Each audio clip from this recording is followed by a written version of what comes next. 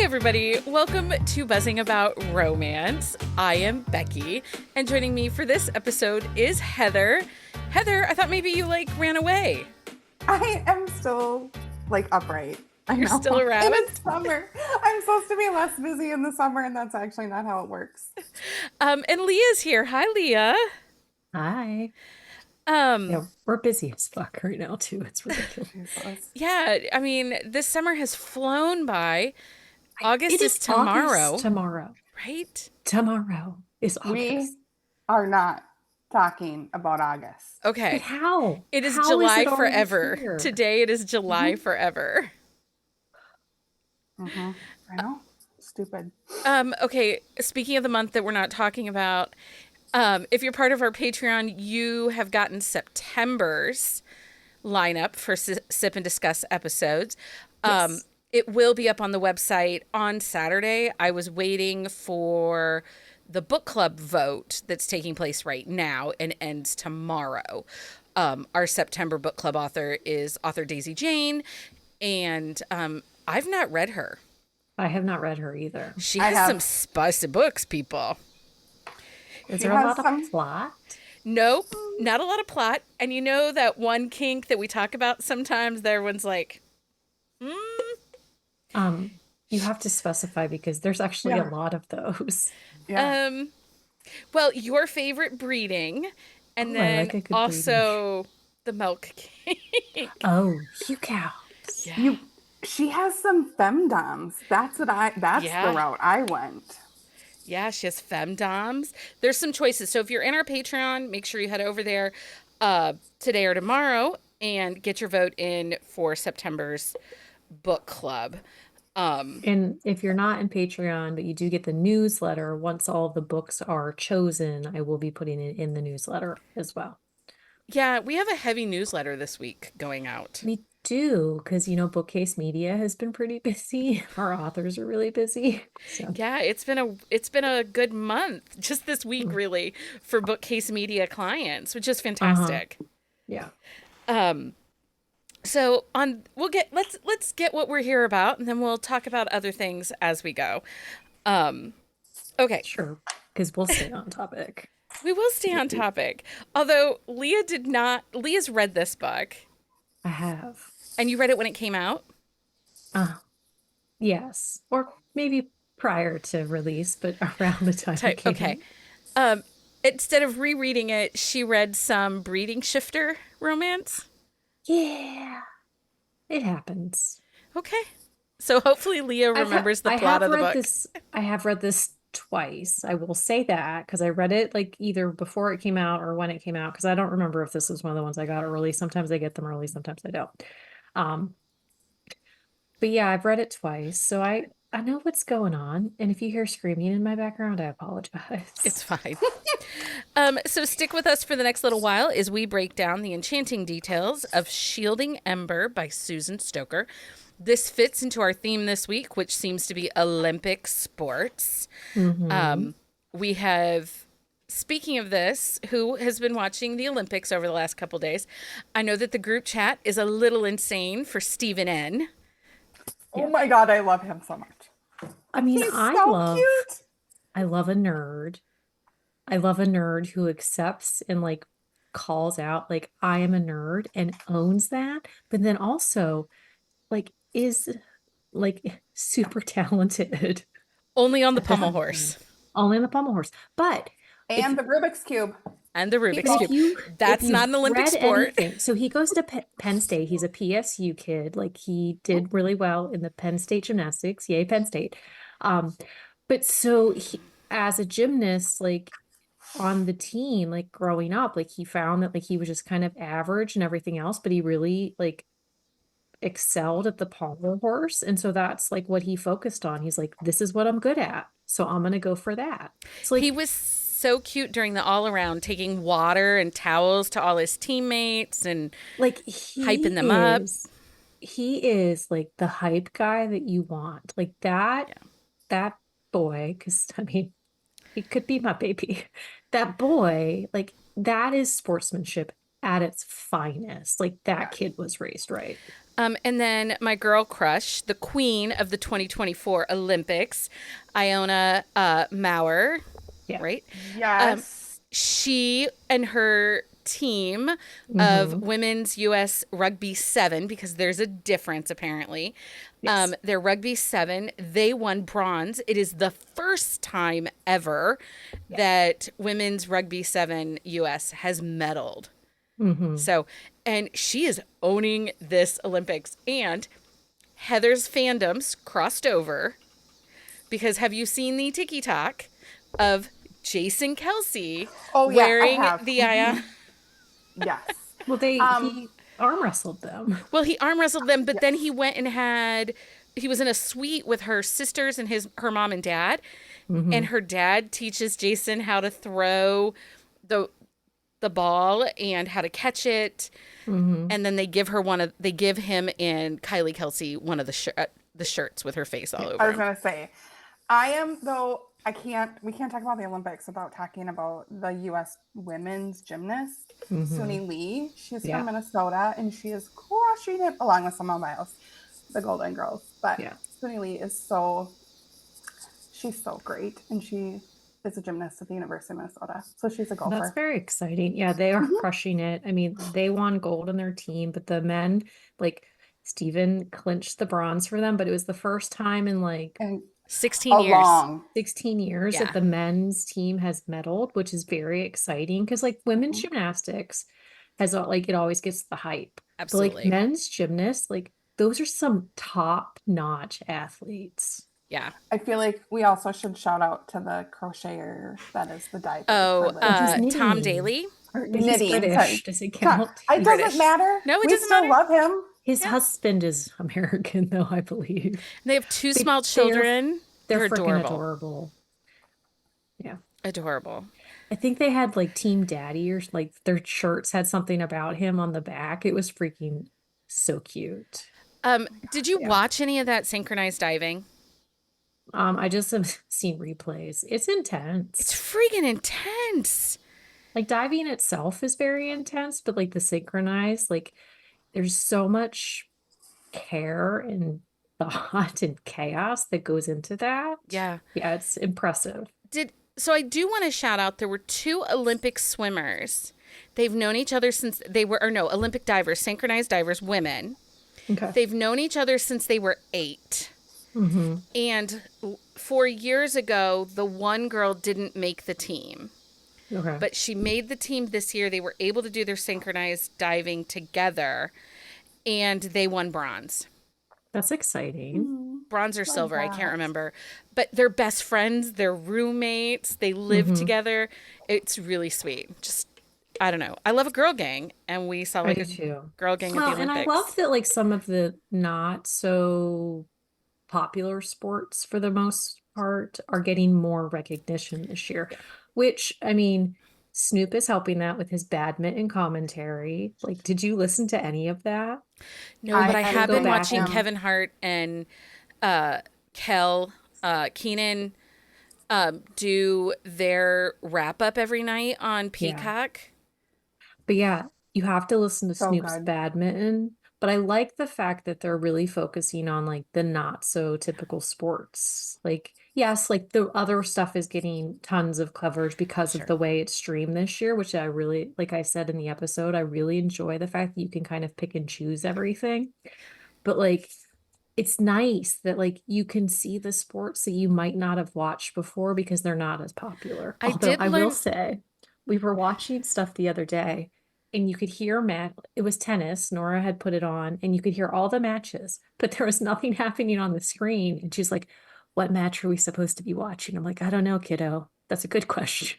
I did learn Tennis today that is the boring. I did learn today that the men's U.S. basketball team have a candy coach. He carries buckets of different candies for the guys. They are obsessed with like nerds and runts and all sorts of different kind of like I hard like a good candies. runt, just the And I'm bananas, but like, who's eating candy in the middle of a basketball game? Professional apparently, athletes are I mean, they do. I being know they burn calories. Anyway, um, So yeah, Anyway, back to the book. back to the book.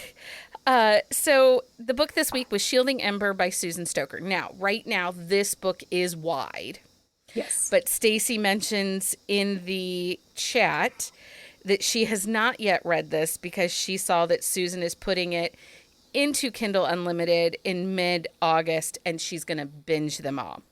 Yeah. So She is dropping it. She's actually, when I talked to her the other day, she basically has to wait for all of the links and books to drop off of all the sites before she can slide it over. there. Yeah. So if you haven't watched it, you might want to wait and save this episode because Read we it. are going to spoil it. If you haven't read it. Did I say watch it? You You did. did. Cheese and rice. If you haven't read this yet or listened to the ebook or the audiobook, oh God. If you haven't listened to the audiobook, Words are hard tonight. they are hard. You might want to pause things and wait until it slides into Kindle Unlimited and then come back and listen because we But are if you going don't mind to a spoil this. spoiler, Yeah. happy listening, friends. Yeah, stick around because we're going to spoil the heck out of this. Okay, Heather, do you want to give us the things to know before we start? Sure. Release date was September 14th, 2021. Subgenre is romantic suspense and interracial romance. The tropes are close proximity, protector romance, security force, stalker, sports, Olympic, slow burn. Mm. Real quick, before you go any farther, this is an interracial romance, and I will say, Susan, in her dedication, Yes. lists her two sensitivity readers, BIPOC women that read this book to make sure that she handled all topics well and with care. Yes. And we'll talk about that a little later here, but I do want to note the other thing is I didn't list those as a trope, interracial romance. It's not a trope. Mm-mm. It is a subgenre. So I made that distinction because I want to make sure we're being respectful of what it is. I also like famous person and like, not famous. Yeah. Would be like celebrity norm, yeah. Yeah, that's the word I'm And looking he's for. active duty military. I didn't add that in there either. Yeah, they are active duty. The series is Delta Team 2. It is a series of standalones. It is third person dual point of view. Pop put out percentage is 78%. It might have been audio closer man- to 82. It's hard to tell on the No, audiobook. I looked today. I I have I 75. Googled the words. It was 78%. Okay. Oh, I start a little bit when they're Oh, doing... no, I went when the P went into the V. Right. There was Yeah. like an intense makeout session, like when she was intoxicated and he kept Yes, telling her, lay down. I have I guess my 75% is the foreplay. Yeah. Yes. Anyway, audio narrators, Nina Archer. The Which- book is currently... Did you do the audiobook? Heather, did you do the audiobook? I did this audiobook. I spent a Kindle credit or Audible credit on it. It is done by one narrator, and I didn't realize it was one narrator until I went to put this form together. Like, it sounds... Her narration of the dude is fantastic, is phenomenal. I don't think I've ever listened to this narrator before. Oh. But It I was will be going so to search for her from now on. It was so phenomenal and so well done. Like, I was like, what? There's only one narrator? She sounded like a dude. I also want to say, caveat this audiobook is only available in Audible. It's not anywhere else. And that was a little frustrating for a wide book to only have the audiobook available on Audible. Like, I checked Hoopla. I looked in my library to see if I could request the title. Like, a month ago, I went looking. You know how, Libby, like, you can request to add titles to your library.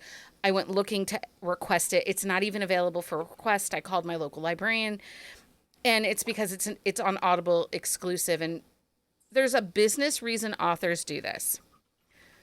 But for people that are relying on audiobooks that are Audible exclusive, it's really frustrating when a book is wide. Because at least for a Kindle Unlimited book, I can borrow the KU book and then get the Whisper Sync price of $7.49 or $8 or whatever it is. $7.49. With that book being wide, I had to buy the book at $4.99 and then turn around and buy the audiobook. So that's why it was worth an Audible credit because it would have been, and then to buy it straight as an audiobook, it was $27.97 on Oh, Amazon. So I did check mine out from the library your because audiobook? no, the ebook Yeah, the because ebook was in The library. ebook is available. Yeah. I think at one point this was in Kobo, and if I remember correctly from her um newsletter, she had said that it had been in Kobo and she had to pull it because you have to like clear it, which makes sense. So I think I had it in there and I was like, it's in there. And then I was like, oh, poop, it's not. So found it on Libby. Yeah, the audiobook, but the audiobook's only on Amazon. And Susan isn't the only author that does this, that makes the business choice to leave their audiobooks only available on Audible. Yeah. It's the main audiobook platform. But it is a little frustrating as somebody that does 5 to 6 audiobooks a month at least, that it's not done in a way pricey. that's affordable. And if you're going to have a wide book and not make it available everywhere. It just, particularly because we get some authors who are kind of preachy about like, I need to be wide because I want to be in libraries. But then you go and find out that their audiobooks are only available on Audible. Like, one of these does not compute. Yeah. So anyway, that was my little moment on that. Okay. So we talked about where it was available already. Okay. Okay. So let's talk about Doc or Craig, and Ember.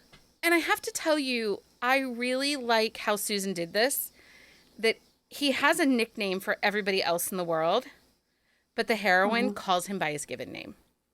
Every once in a while, she has a heroine who refuses to use their team name. Like, it's not always, but they're This like, whole I'd say at series least, alludes that they all call the heroes by their first name. she might. Well, because Caroline, her first one, she refuses to use anybody's nicknames. Yeah. Like, everybody is their first name. She's like, I won't call you that. What is your real name? Like Grover? I'm sorry. I can't look at a grown man and be like, hey, Grover. I think of Sesame Street and a grumpy. No, I'm not doing that. You're not doing that. I will say I picked this book up at book 7. I didn't read any of the other books. I was the pages are not crowded because I expect a team dynamic, but they kept them really tight. Even with her support team and her support characters that were around, they really kept the guys and the girlfriends pretty tight for a book 7. Yeah. Yep. But there were moments that I'm like, who's that guy? How many kids that guy got? Wait, does he have a wife? Is he the one looking for the girl that's missing? Like, I did have a couple of moments of like, who's that guy? I think it helped that some of them were in the Olympics with them and then some were not. Yeah. And so like you kind of got to know like the ones that were at the Olympics a little bit more. And then when they came back. Well, and the way that she structures her books, a lot of times, like the heroes and the heroines, like there's one or two out of the team that they're closer with. And so those are the ones that are on the page a little bit more. So you kind of understand their dynamic a little bit more. And it's not that the other ones are on the periphery, they're just not as focused and forward as some of the other ones. So like if you're not like clear on who everybody is, and I mean, if you're not great with names, that doesn't help. No. So it may not be the book issue, but it could be. It could be a Becky issue. I also will say we didn't content warning this, but the heroine Ember, she does have a stalker. There is some on-page violence. There is a bomb within a public place and a crowd. Yeah. So if those are sensitive subjects for you, this is probably not the book for you. Well, and so that was one of the things I like. So it's the Olympics in South Korea, right? They're in South Korea. Yep. I've said that. I'm like, wait, is that the one that we're allowed to go to? Like, I had a moment of like, well, and I think that it was her way of not making it in Tokyo because that was the summer the Olympics were in Tokyo. Well, it gives that like break from reality, but at the same time, like something like this, like has happened at Olympics before, like maybe not to this magnitude, not to this scale, but these are real things that have happened. 1996, the bombing at the Olympic Park. Yeah, like it is something that happened. It is something realistic, and it gives that like element that like just because this is a world event, there are people that do not care about that. Well, no. And I will say, so I struggled a little bit with the stalker aspect. Hmm. It's very light. It is. This is very Mhm. relationship heavy. The suspense is very light in this book. Hmm. And Yeah. we learn who the stalker is in the end in the last like 10%. Um, I wish there had been more stalker sprinkled throughout, maybe more close calls, maybe more threats to her. Um, just because I feel like all of a sudden in that last 25%, she squeezed all the clues Yeah. into that last 25%. Well, I but you don't also go think ahead, Ember Heather. realized. I don't know if Ember, like, I don't know if Ember really was picking up on the fact that she had a Ellie, stalker. Well, um, because if you at the beginning of the book when she talks about like the social media aspect and what her parents do, like she has a team of people who take care of all the comments, deal with all that well, but she stuff. took letters. So, like, in my opinion, that would have been a great place. Like, she had letters with her at the Olympic Village that she had gotten from her mom. Yeah. Wouldn't that have been a great place to, like, Yeah, slip something but in? but were they already screened? You know what I mean? But it would have been, but we know I'm that she I'm had not access. disagreeing. I'm I just mean, we know saying. she had access. I just feel like, and we talked about this with Anna Blakely's book. Hmm. I like the suspense. I Yeah. like the mystery. I like the who done it. Um, and so I want more. I think that creates intensity and between the couple, and that gives us. So they like to be honest. There was a lot of vibes between these two, right? Like it's Hmm. instant connection. Hmm. They're vibing. They're feeling it. And yeah, you have a couple pow moments, but don't you think like to kick up his protective nature just a little bit more? Or Hmm. to have her like backing away a little bit more and being a little more cautious about things. If we had had a little bit more of those stalker suspense moments Trickles. Yeah. sprinkled in, that it would have just given a little bit more context and content to the story, and it would have been less fun. I mean, it was a great book. I really enjoyed it. Um, Well, but I wonder if part of it was like there was so much like the book itself, like you said, it is more relationship heavy, more character driven. And it was more about like Ember's growth of like taking charge of her life. And like when she finally has like control, that's when things kind of like she kind of loses that control in that moment. So I wonder if maybe that's why we get more of the vibe feeling in like their relationship. And it's like she's really taking back something that she has lost for years and years. well, and I was sad that we didn't get more of his family dynamic. Hmm. It's Yeah, hinted me at too. that he was a Caucasian baby or child Yeah. adopted by a black family that were family friends, and he was raised with them. And some of the hardships he faced and they faced having a Hmm. white child, adoptive child. I wish that we had had some interaction with his family. Hmm. Just just that next level. I will I will say like the first 20% of the book was hard to get into. Um and I don't know if it was because it was book 7, but like there was a lot of world building for the Olympics and a lot of who is Hmm. Ember as a character, which I Hmm. didn't mind, but I feel like there were just some dynamics, more stalker, a little bit more of his family and his background Yeah. that would have helped just push things along a little bit. And Yeah, understand and why he's one of those instant connection boom kind of guys, Hmm. or why and she was for him. she also is an athlete in a sort of a unique sport too, Hmm. which is sort of like interesting now because like we're paying attention to badminton. Who would have thought we'd be Yeah. watching badminton on? And she's a oh my gosh, I'm terrible. Pentathlete. Pentathlete. Yeah. Yeah, I had no idea that them even existed. Well, and that's the thing, like it's been around for forever, basically. But like nobody's really talking about it.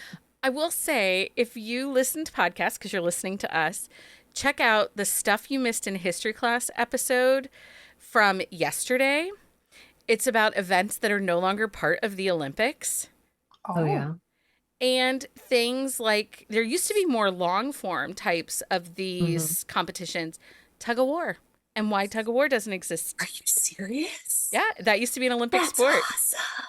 but now it's not anymore because there was controversy and scandal with tug of war.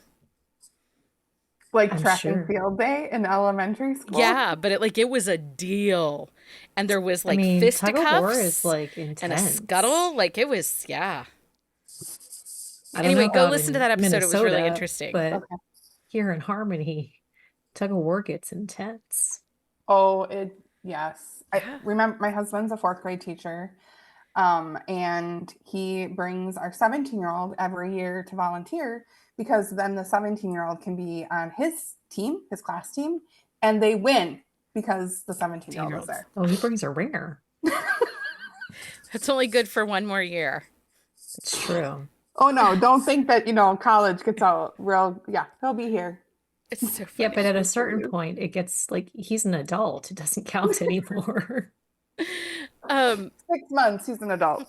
So I do feel like this book had three parts almost. Hmm. Hmm.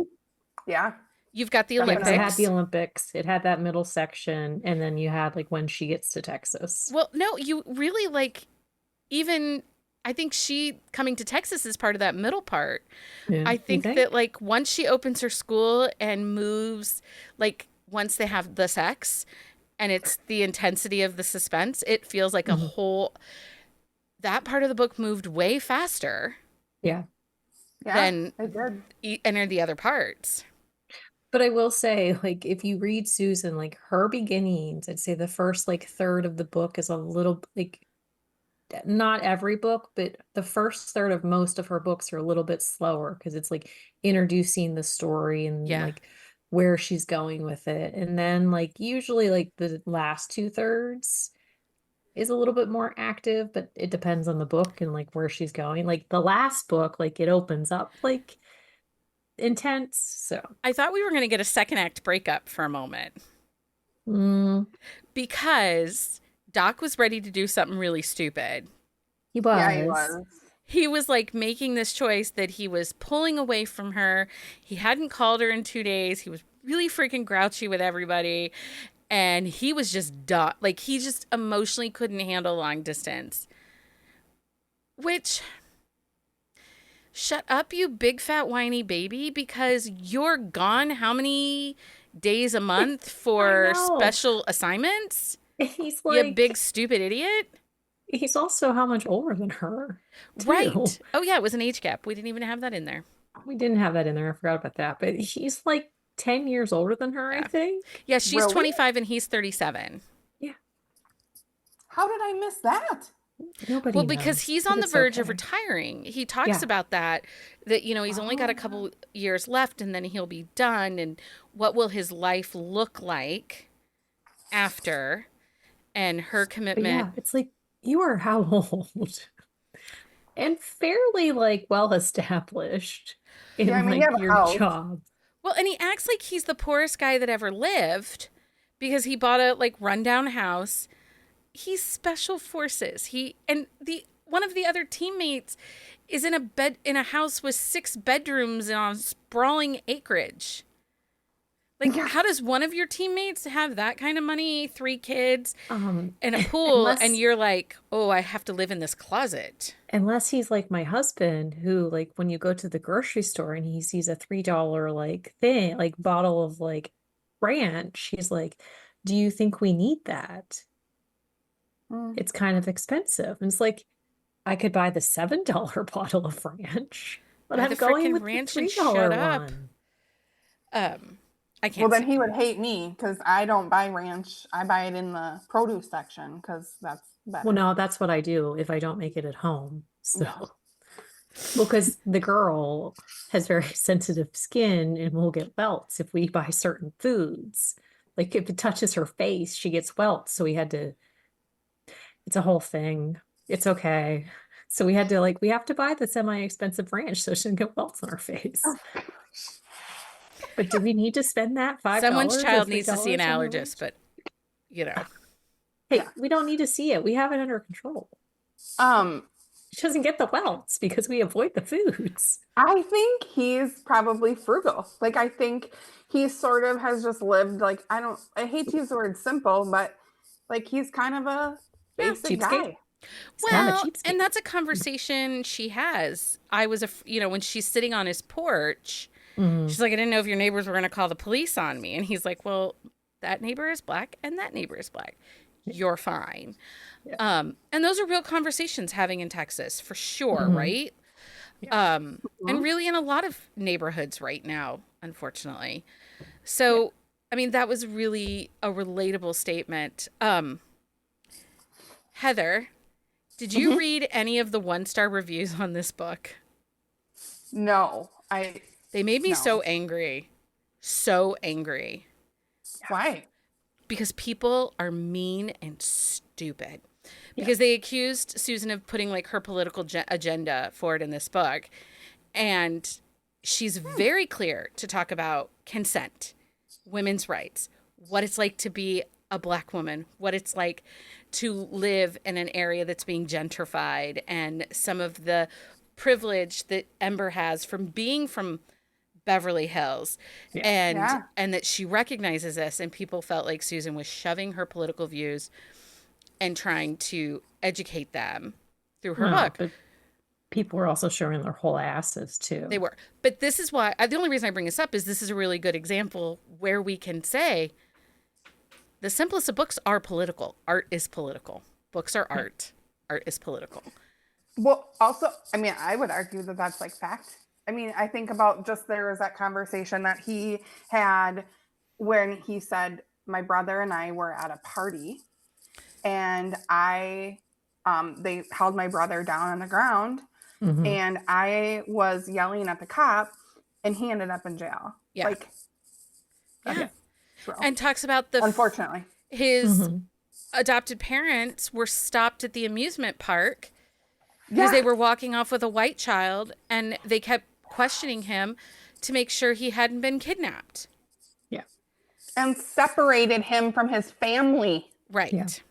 I like that section still like burns me up. But sadly, that is what happens. Well, yes, but I think Susan handled it so incredibly well. Mm-hmm. The topics that she broaches in the subject, and that was the other piece of it too, is as I was reading it, I went back and I double checked to make sure she had used a sensitivity reader or a consultant to make sure that those things were done with care and correctly. And it's not that I doubted Susan, because we know Susan. But Susan's a it's constant any professional. Author, any But I would author do it who on writes any a book author. like this. Like Yeah. we always are curious to see if that side of it was taken care of. Yeah. Mhm. And she did a phenomenal job. Yeah. I agree. Is there anything else in Do you this book we wanna- want to talk about? What did he kind of had a dirty mouth. I mean, like when it finally popped, I mean, And some breeding kink? Yeah, he did.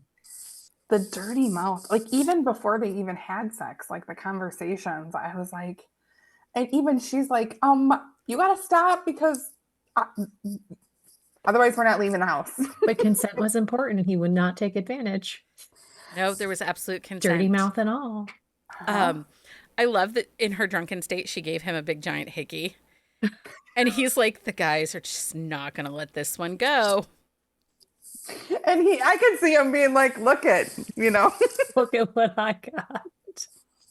Also, Look at my prize. the word that makes me laugh every time I hear it is the gussy. It's the piece in your underwear, like the crotch of your underwear is actually called a gussie. Mhm. That's like the actual terminology. It's said 3 times in the book and it made me laugh. 3? Yeah, said 3 times. Well, anytime she talks about the underwear. Yeah, like, anytime she talks mentioned it. about the underwear, she says the word gussie.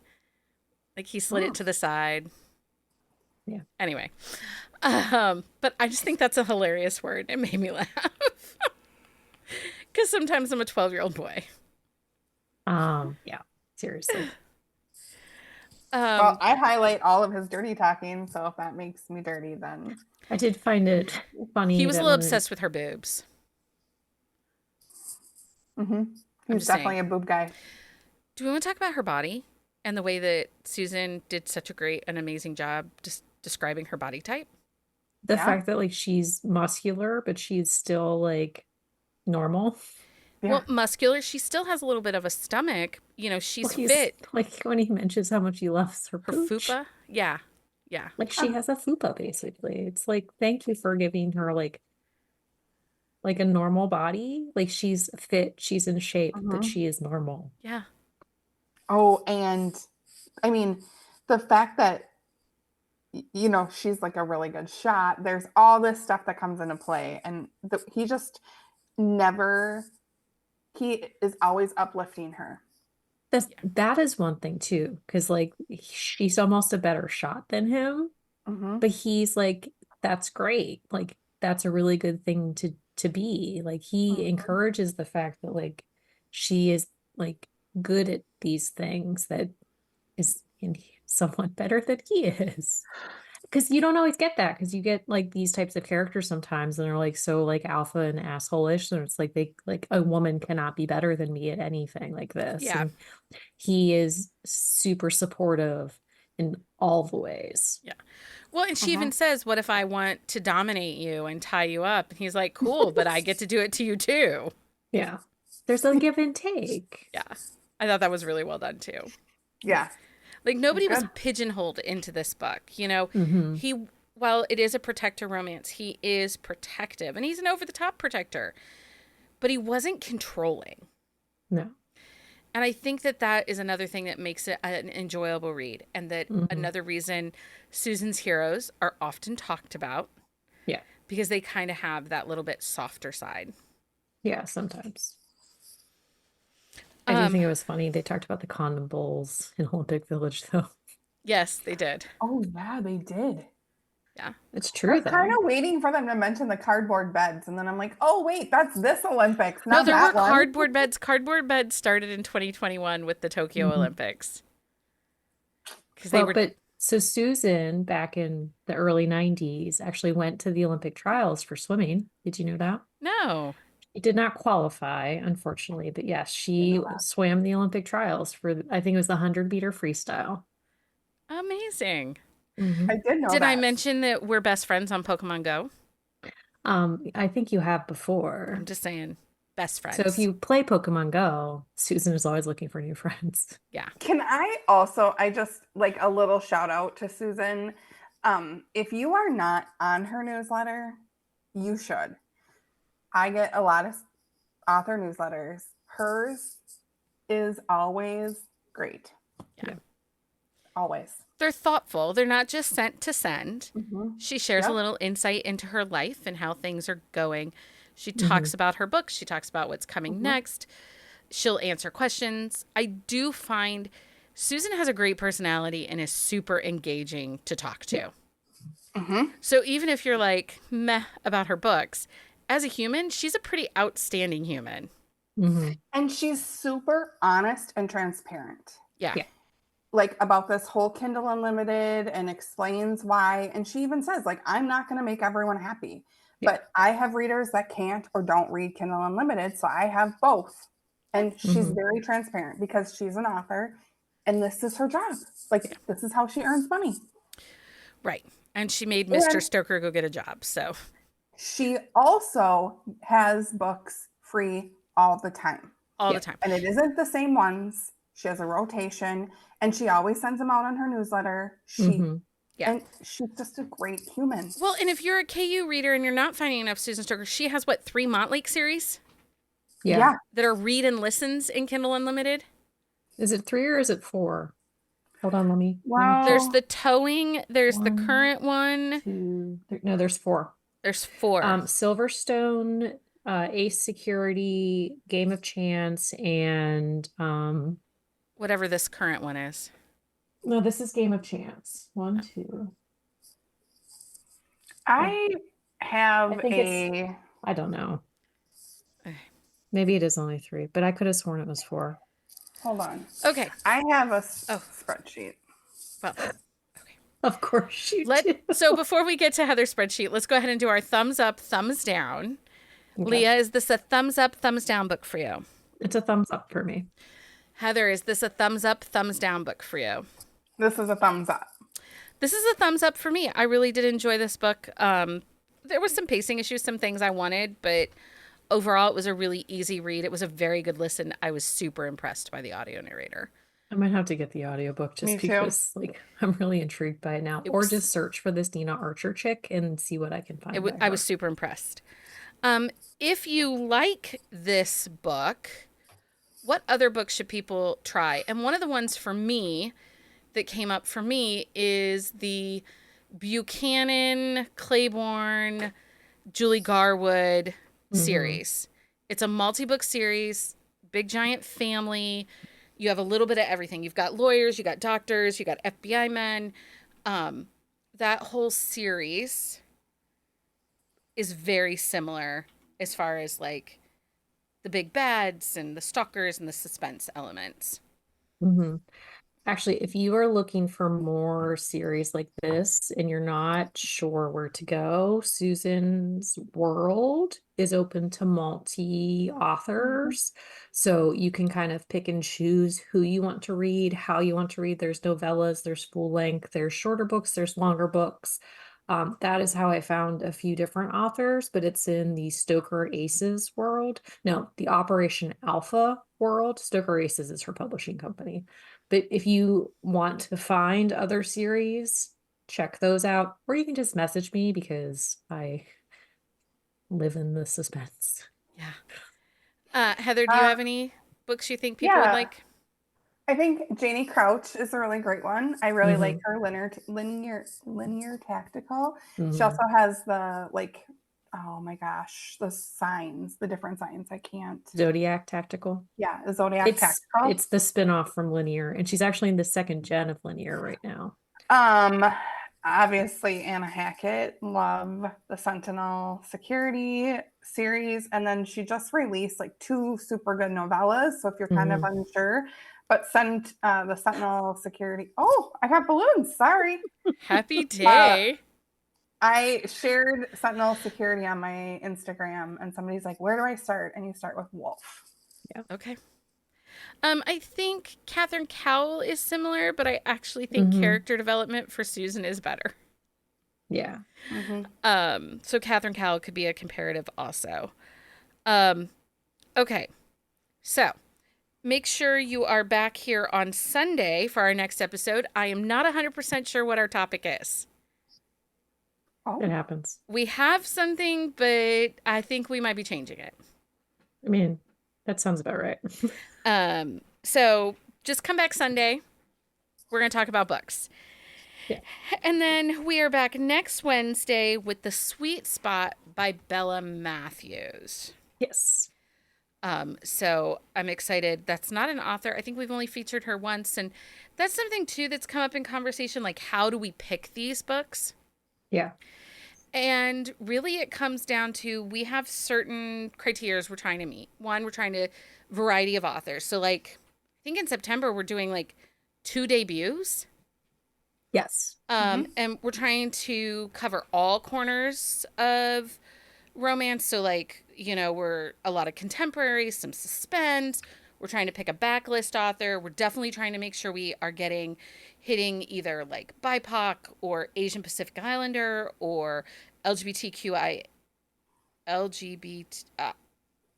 alphabet. the Alphabet Mafia books. Well, but also like we're going for books that we might not necessarily read, like authors that are like newer on the Yeah. horizon for us, because like we have our go-tos, and yes, we're gonna still do those every once in a while, but we want to challenge ourselves to mean, find new authors as well. If you're looking for Sawyer Bennett reviews, if you're looking for Melissa Foster reviews, check out our Patreon, check out our quick shots of romance that are over there. They're probably going to stick over there. Carrie Elks, they're going to stick out over there. Marie Johnston. Ones that we've talked a lot about in the past, we're probably not necessarily, unless it's a book club author, we're probably not bringing them to Wednesdays. Unless there's a book that we really, really, really Well, need to unless talk it's a about. new anticipated release or it's an author that everyone's like, where do I start? Well, that's something too. If you have somebody that you want us to read or want us to try, or it is an author that you don't know where to start because they have giant backlists, that's something that like just message us on that. Well, list too. message us, but I will also say, caveat that a little bit, that one of us, of the six, there's six of us, right? Yeah. Yes. One of the I've probably six of read us them. is pre-reading every book and trying to make sure that at least 2 to 3 of the hosts are going to enjoy that book, which is part of the reason, like, you don't see us doing much Mafia right now. Yeah. I mean, we did Becky Karis. and I are the only ones. Leah will read some Mafia, but like Jenny and Amanda, it's not big for them. It's part of the reason we're not doing a ton of like paranormal. Anyway, I just wanted to kind of put that out there that it's a whole process. 2 of the 4 picks are community driven. And then we're just trying to stay on top and bring you new authors. And we're melting here because we don't have air conditioning. So we're going to wrap this up. I just want to say about the Bella Matthews for next week is book 4 in the series. So if you really want, you could read. And it's the second previous gen 3. from her King's series. Yeah. And it's not on audio yet. So It's not make on sure audio. you get it and read it. Okay. It is KU though, so It is. It is KU. Anyway, thank you everyone for joining us for this episode of Buzzing About Romance. it's always a good time. We went way off topic today. We but hey, did. what else is new? There. Until next time, everybody. Happy reading, everybody. Find us on Instagram at Buzzing About Romance or on Twitter at Buzzing Romance. If you like the podcast, please leave a review. If you'd like to support us directly, join the Bookcase and Coffee Patreon and receive exclusive content only available to Patreon members. Check out bookcaseandcoffee.com for our on-the-shelf show notes.